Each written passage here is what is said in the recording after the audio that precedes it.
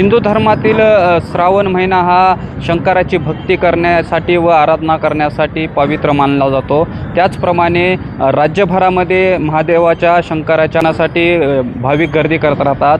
परळीतील 12 ज्योतिर्लिंगापैकी 5व्या क्रमांकाचे ज्योतिर्लिंग असलेल्या प्रभू वैद्यनाथ ज्योतिर्लिंगासाठी राज्यभरातून नव्हे तर परराज्यातून देखील भाविक दर्शनासाठी येतात। श्रावण महिना काही दिवसावर येऊन पोहोचलेला आहे, तरीसुद्धा आपण पाहू शकतात या ठिकाणी मंदिर प्रशासनाच्या वतीने जय्यत तयारी करण्यात आलेली आहे। या ठिकाणी आपण पाहू शकतात बॅरिकेड लावण्यात आलेले आहेत। या ठिकाणी महिलांची स्वतंत्र रांग असणार आहे, पुरुषांची स्वतंत्र रांग असणार आहे आणि ज्या भाविकांना तात्काळ दर्शन करायचं असेल त्यांच्यासाठी मुबलक दरामध्ये पासची सुविधासुद्धा या ठिकाणी करण्यात आलेली आहे।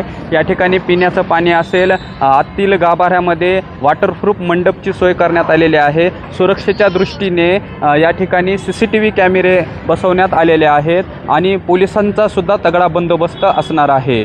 दक्ष वार्तासाठी विकास वाघमारे, परळी, बीड।